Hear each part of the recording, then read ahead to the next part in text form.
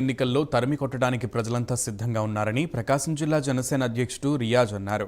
టిట్కో ఇళ్ల విషయంలో 35 కోట్ల అవినీతి జరిగిందని ఆయన అన్నారు. ఈసారి వైసీపీ కనీసం 15 సీట్లు కూడా రావని ధీమా వ్యక్తం చేశారు. వచ్చే ఎన్నికల్లో గెలిచిన వెంటనే వైసీపీ అవినీతిని బట్టబయలు చేస్తామన్నారు. ఏపీ అభివృద్ధి గురించి మాట్లాడేందుకు జోగి రమేష్ సిద్ధంగా ఉన్నారా అని ప్రశ్నించారు.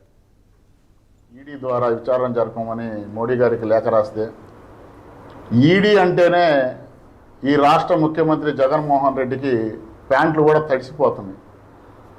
ఎందుకంటే గతంలో చెంచలగూడ జైలు మళ్ళీ గుర్తుకొచ్చిందేమో ఆయనకి.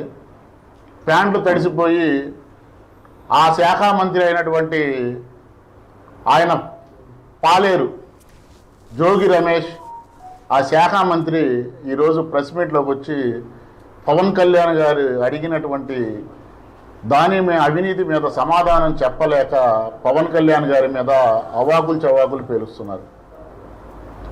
మీకు ఈ రాష్ట్రంలో ఓటు ఉందా, ఈ రాష్ట్రంలో మీకు ఆధార్ కార్డు ఉందా, ఈ రాష్ట్రంలో మీకు ఇల్లు ఉందా అని.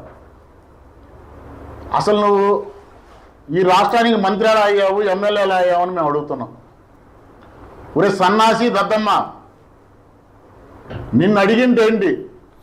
అవినీతి జరిగిన దాని మీద అవినీతి జరిగిందా లేదా అని నువ్వు ప్రజలకు వివరించాల్సింది పోయి ఒక పార్టీ అధ్యక్షుడిని నీకు ఓటు ఉందా, ఇల్లు ఉందా అని అడుగుతావా? ఓటు లేకపోతే ఈ రాష్ట్రంలో ఎట్ట పోటీ చేస్తారా ముండా? జోగి రమేష్ మేము సీరియస్గా అడుగుతున్నాం.